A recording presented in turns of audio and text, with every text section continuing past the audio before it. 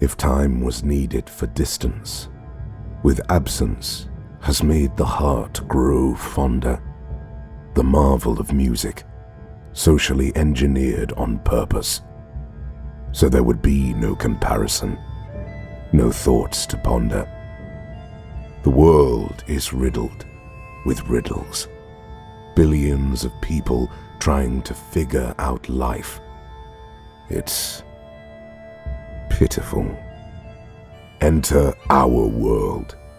This podcast, this journey, the second phase of an analogy. This is a prelude for the story of Season 4. The Doneson Podcast.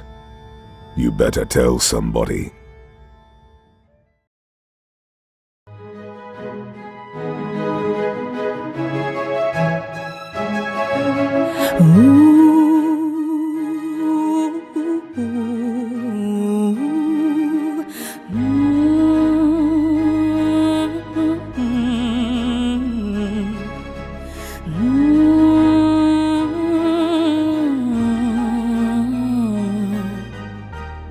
Donesians, the freedom of creativity has arrived. Let's take this journey from the US to Brazil, through India onto Europe, from Asia onto the transatlantic and throughout the world. We'll call it the dark side. The Doneson Podcast is in full effect. Watch it, feel it, listen to Shaana Montana, Uncle Rico, Rod, and Rollo. Let's put it where the goats can get This is how I feel. Only God knows where this is going. We are on the heels of something so important. This podcast has many seasons, but it won't be the last. I'm listening to the Doneson Podcast. I said I'm listening to the Doneson Podcast. Oh yeah, it's a Doneson Podcast. Oh, yeah, so I travel a lot lately, and sometimes I like to go experience new restaurants. You know? So it's the first time for everything. So I walked into this Russian restaurant, and everybody looked like they was Putin. What? You know what? They was Putin. Fighting. Everybody looked like they were Putin. Passing gas. The president Like of Russia. the leader of It's Russia. stunk in there. I was like, I didn't know Russia's food smelled so bad. I'm done. Now, on that note, don't forget to tune in every Monday for the audio version of the Doneson Podcast. Wait a And minute. Can I go out and get some fresh air? You must be Russian. I am done. Don't rush to do that. I am done. And every Wednesday on our YouTube channel titled The Doneson Podcast. All right, now it's time for the Doneson Riddle Show. Yeah, It's the Doneson Riddle Show. Hey. You have 60 seconds to solve the riddle, which is an ample amount of time. If you answer wrong, a dummy is getting electrocuted. And here's your host, Rod. Shannon, we frying somebody. Own it. Hey, what's below? What was that riddle last week? What's below? Greece. Okay. So this is the riddle. Listen very closely. You got 60 seconds to resolve or solve this. What runs around the whole yard without moving? This is a layup, y'all. Y'all should come on. Think about it. You don't even have to think about it. This is so easy. If you can't get that, if you can't get this, my goodness, man. I'll repeat it again, which I don't think I have to. What runs around the whole yard without moving? Well, my first thought was a lawnmower. No, it ain't a lawnmower. Irrigation system. A lawnmower doesn't have feet. It got wheels. Irrigation system. A gate. Or a fence. A fence. You got it. How y'all be getting this stuff, huh? I thought about an irrigation system. It runs around the whole yard. Picturing a house and like what's on the outside of it. Yeah. That's very good. Yeah, irrigation system too. You know, it goes all around the yard and it don't move, but it comes on at a certain time and water the lawn. Wow. That's pretty good. Yeah, okay. All right, We're we're gonna have good. to ratchet this up. Okay, as my dad would we're say. good. But on that note, Montana, let's get it. Let's get it. Montana, here they go again. Another later. This is what they wrote. What they write? A little oh yeah, a little oh no, and a lot. You gotta be kidding me. Montana is a crazy. Even though Hey, I'm Montana, when we all become famous, when you walk into church, they're gonna be playing this song. No, they not. The choir gonna be like, I'm watching you. You do on a Wednesday. Listening, better, so funny. come on, Montana. Yeah. We got Montana in the house tonight for Bible study. Not the Bible study. Well, all right then, y'all cutting up. Well, we gonna get to it. Today's letter is titled 15 Years. And the writer is anonymous from Stone Mountain, Georgia. And they are millennial, ages between 26 and 41. So we're going to get right to it. I'm going to get my pistol out. Please don't. I'm finna start shooting all the anonymous. They sick good. Sick good. So it says, I agreed to something that has left me with nothing. Even at my age now, I still have to catch the bus to work. In the past, some of the things that I did in my spare time has caught up with me. They call it the herd mentality. Life has not afforded me the luxury of driving or taking care of my kids like I wanted. My decisions in men with my kid's father were bad investments. Me constantly mad at my bad decisions.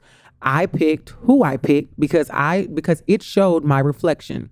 But for others who pass judgment, how can anyone talk when you don't have a good man yourself? Okay. All right. He's cheated on you. He's an alcoholic. He barely works. You call that a man?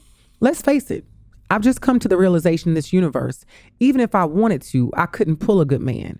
We have nothing to offer them but a good ass fried bologna sandwich. A good ass fried bologna sandwich, just like you're choking.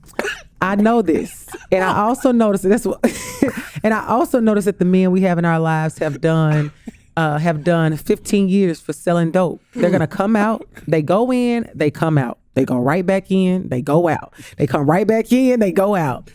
This man, I need help. They provide for my kids. I'm sorry if I went a little bit over the top on this letter, but there is no such thing as a good man for us.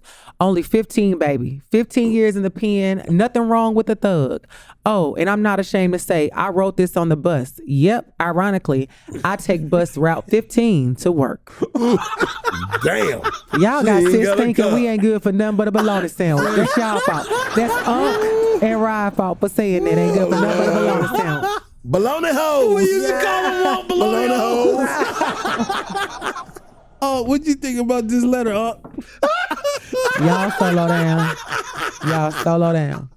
Hey, I want to know where them bus stops stop at. I'm like, She sold herself short, man. damn. She sold herself way short. You know, a lot of women don't understand their value. Yeah. Really. And I look at it in life, I say, man, if you only really understood your value Yeah. and knew exactly how to apply your value in a relationship, you get everything you want. Everything.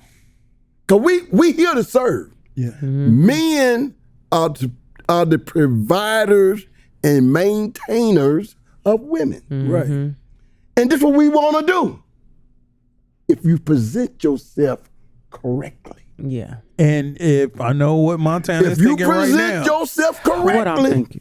No, I'm serious. Look, man, I jump through hoops for my wife. Right. She present herself correctly. Right. Presentation is a huge It's part presentation. Look, man, look. You ain't got to pay for nothing. You ain't got to do nothing. I'm going to take care of everything. Everything. Just do what you're supposed to do. Mm-hmm. And I got it. Right. of it. That's it. And this is what men are supposed to do. Right. We are the provider and maintainers of women. What you think is wrong with this female right here? She ain't presenting herself. I ain't saying that. You ain't get me in that hoop. I'm not going there. Forget that. That ain't happening. But I'm just putting it out there. We are provider and maintainer of women. Yeah. This is what we love to do. We love to take care of a woman. Mm-hmm. Yeah. It's our nature. This is what we were put here for. Yeah. I'm going to have to agree with you. I'm serious. Just do what you're supposed to do, and we're going to do what we're supposed to do. But when a woman starts to get out of that frame and try to be, in a sense, the man of the relationship. Yeah. I was waiting for you to say that. This what throws everything off. Mm-hmm. Be what you're supposed to be. Mm-hmm. A woman.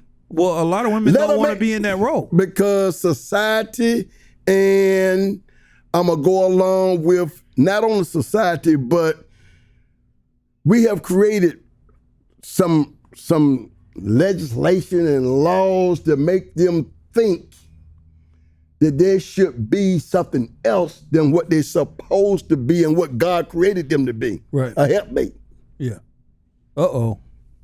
Look, I don't ask my wife to pay for nothing. Right. I take care of everything. Her money is her money. Right. I don't ask her for a dime. Right. I take care of everything. She'll tell you I pay everything. Right. She don't pay shit. If I need some help on something, she'll gladly throw it out there. Right. But I don't ask for it because that's my responsibility. Right. To provide and maintain. You understand what I'm saying? Yeah. And a lot of men, especially this new millennium growing up today, they're thinking the woman supposed to maintain them. Oh, Lord. They staying at home too long. You know what I'm saying? I'm serious. You know, and let me get it correct. Let me. Society and the way that the new millennium is being brought up, right. They are thinking that a woman supposed to take care of them. Yeah, because they stay at home too long. They got it backward. But then this comes from a lot of single-hole women raising babies by themselves. If you're 28 and still live at home with your mammy. Look. And here's the thing, man. A woman cannot raise a man. Right. She can't do it. Right. You need a man in that household to scorn and whoop that boy ass when he get out of line. Woman can't do that. Right. So I get mad all the time when I hear women talk about, I don't need no man. You's a damn lie. If you got a baby, you need a man. Right. The hell you talking about? Right. Because that kid gonna come up and he gonna be wanting to whoop your ass. Yeah. Your own damn son. Right. Because you ain't got nobody there to discipline him right and teach him right, man. Right. So, you know, hey, man, the bottom line is men need to be men, women need to be women, and we need to coexist in a way in which we can bring the child up to be a productive person in life. That's good. But quit. I get so mad when I hear, I don't need no man. Yeah. Is you crazy? Then you denying the better half of you. Right. And he's denying the better half of him. Right. If he said that shit. Right. It takes both of us to come together to raise and produce a productive family. I agree. Montana, that's a good point. Montana, what do you think about the letter? Or what do you think, or both, what do you think what Unc just said? I think what Unc said correlates with the letter. I think part of, women that get on the default, I don't need a man. A lot of times women get into that space after they've gotten out of a bad relationship or just had really bad situations happen to them. So then the easy default is to just be like, I don't need a man. Mm-hmm. And ultimately, I think if a person wants to put it in complete context, yes, I do not need a man to breathe. Like I wake up every day on my own. Right. However, most of us do want a man, and having a man does enhance our lives if we choose the right man and we operate in that space in the capacity that we need to. Like as you were saying, if you're in the right situation, I do believe in a man taking care of most of the bills. I don't play that 50-50 roommate stuff. No. But I think a man showing That's a roommate. up. Yeah. So I think that if you show up and you are a helpmate in the sense that, say, oh Lord, coughing like I was telling a lie. So I think that, if you look at, say, just speaking on your situation since you spoke on it, if you are paying the bills and your wife is the person, say she cook, and I heard your wife is a great cook, so she cooks, she cleans, she creates the home atmosphere. Right. She makes it a comfortable and safe space for you to come into. Having children, if a person's has children in the home. So you help one another. You figure out how to complement one another. And I think that with this letter, one, if she doesn't believe she's worthy of a good man, then she ain't gonna get one. Sure ain't. If she said that out her mouth, like, I'm not worthy or I can't get better than what I got. If that's what you believe, sis, you gonna keep taking that bus. You might as well try to meet you a man on that bus.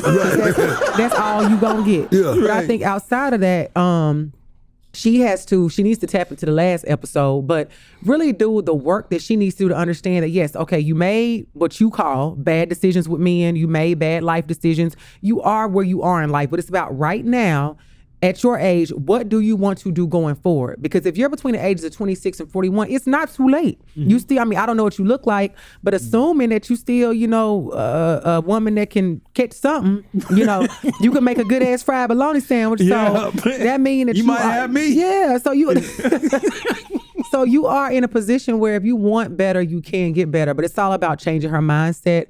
But I think, to Unc's point, I think people just have to understand that when it comes to relationships, you have to understand it's a partnership. Right. And even though everybody may not be given the same amount financially, we still can contribute just the same across the board. Well, don't partnership mean 50-50 though? No. Partnership, because you can take the money out of it. No. You can take the money out of it. So it just so happened that, Unc gave his example. And most times as a man, that's why I saw growing up with my grandfather, he did take care of the home. Right. But my grandmother, she took care of us. She took care of the house. Right. She took care of everything. So in reality, she even though the man giving the money, she doing just as much, maybe sometimes more. She just as much as he is. Yep. And she was working. Look, today, and I ain't trying to be, today, women don't think like that. Not all of them. Not all of them. You know what I'm saying? And I don't like the group. Yeah. I don't do that. I don't do groups. Yeah, so because I know some women don't think like that. Some women don't think like that. But here's the thing. The point I'm trying to make, man. A man who is really a man gonna make sure his wife or his woman got everything she needs. If they got kids, he gonna make sure they got everything they need. Right. He gonna suffer what he don't need, what he want but he can't get, to make sure they get what they got first. Absolutely. Right. That's what a man gonna do. Absolutely, I agree. Now a little boy gonna do something different. Right. He gonna go buy the Jordans and all this other crazy stuff. Put himself first. I see it on divorce court every day. He gonna go buy everything he want, Yep. and he gonna neglect what they need, and that's what throws the whole relationship into turmoil. You're absolutely right, Aunt. You understand? Yeah. Look here, man. I got suits I bought in 2002. I still wear them and they look good. Right. You put your family first. I put my family first. Right. My needs and wants come secondary to theirs. Secondary, yeah. I want to make sure they square away first Right. before I get what I want. And I put mine on the back burner all day, every day. Because I ain't caring about it. Because it's materialistic stuff to me. Right. I really don't care about it no damn way. Right. I really don't. I really don't, man. I want to make sure my bills paid. She ain't worrying and sweating about nothing. Right. The kids okay. Right. And I'm okay. Right. When they okay, I'm okay. Then you good. I'm good. If they struggling, then now I got to figure out some stuff. Okay. If they asking and wanting and needing, then I'm doing something wrong. Right. That's a good point. I got to figure this shit out. Right. You know what I'm saying? Because, man, look, that's what a man do. Now, little boy gonna do the opposite. Right. And that's why he find himself in divorce court. Not on divorce court. Hello, somebody. But getting kicked out, call the police on, all kind of crap, man. Right. Because he being a little boy. He ain't being a man. Right. Now, that's a good point. Now, the name of this episode is called Narco. Narco? What the hell is that? You never heard of Narco? We're going to explain. Introduce me. Okay. About now, drugs. making money is action. Keeping money is behavior. Growing money is knowledge. Narco is one who traffics or deals drugs illegally. Oh, Lord, here we go. According to the U.S. Drug Enforcement He gonna be around for Administration- long. According to the U.S. Drug Enforcement Administration reports issued this summer, 93% to 94% of the cocaine produced in Colombia and shipped to the United States is in 2016 transit the Mexican Central American corridor, which includes the Eastern Pacific. Now, drugs enter through officially ports of Border Patrol checkpoints, not through the open land where walls might be built. You know what I'm saying? All right, so let's go down this journey and let's talk about Narcos. Pablo Escobar, anybody heard of him? Yeah, I know about Yeah.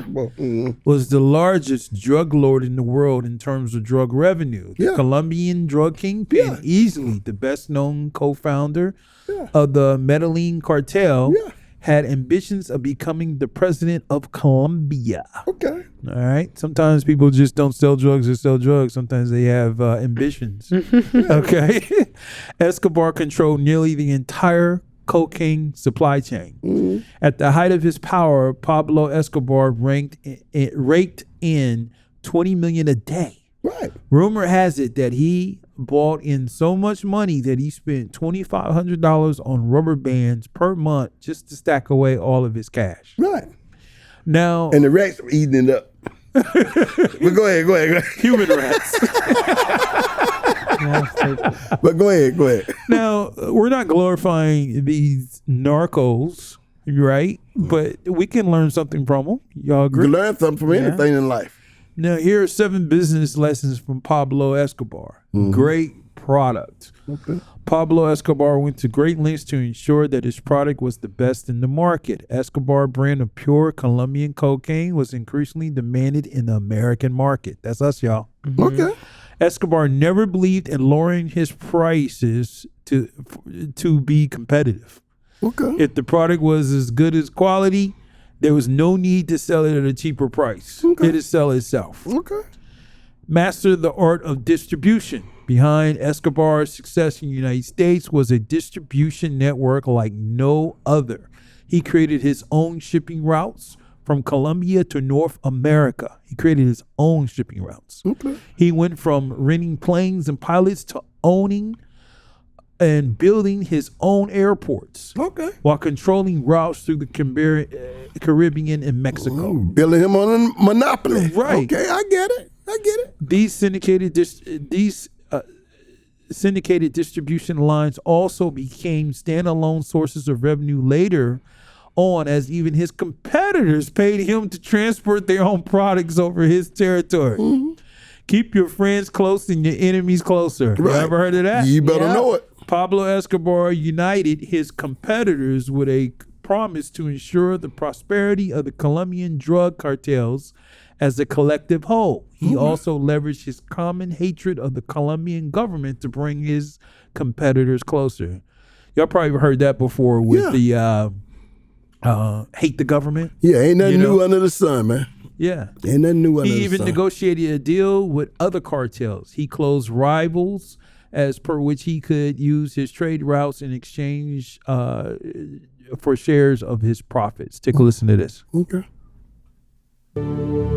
His structure is based on 2 foundations. One is extreme violence, and the other is business and logistical organization.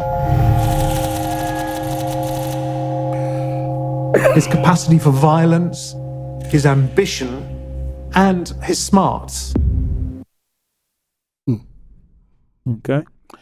Now, El Chapo. Anybody heard of him? Oh, yeah. All right. Guzman, a billionaire, and he was ranked the 10th richest man in Mexico at 1,140th in the world in 2011, with a network of roughly $1 billion. El Chapo is the king of logistics. El Chapo transferred an estimated $500 million worth of cocaine into the United States each year in cans labeled La Comadre, pickled jalapeno peppers. So pretty much he created a company just to put the stuff in with logos and everything, right? Lord. To make the cans sound like there were actual peppers inside, when shaking by the inspectors, workers packed them with a special gravel that would mimic the sound and weight of water. Listen to this. Am I influenced to flip through fear? If you don't do this, we're going to do this to your family. Or here's $100,000. Here's a Jeep. Here's some money. Here's women. How do people flip at that point? The people that I saw go into it, it was always money first. That's the entryway. But there's a concept. If you go into somebody's pocket, you're not climbing out. Once you're paid, the association is made. If you would come to work for my police unit, Very true. if you come to work for my police unit, and I as a cartel, somebody the cartel member wants to buy your allegiance. Once he buys your allegiance, it's known that you are working for somebody. The reason why you get all these executions of cops during their off time, or even when they're working, is because the rival cartel finds out you're working for somebody that is opposed to their interests, so they kill you. That is kind of the entryway. Once you get inside somebody's pocket, there's no going out. And the Lieutenant Colonel Lezaola quote: "The hand that steals or robs will always hide itself, but the one that spends will always give the other one away." Say that one more time. The hand that steals or robs will always hide itself, but the hand that spends will always give the other one away. All right, now I know when you guys turn on to the evening news or Google it or Facebook it, you see a lot of street gangs killing each other, right? Now, street gangs, outlaws, motorcycle gangs, OMGs, the prison gangs are the primary distributors of illegal drugs on the streets of the United States. Gangs also smuggle drugs into the United States and produce and transfer drugs within the country. Located throughout the country, street gangs vary in size and structure, whether they're small or large.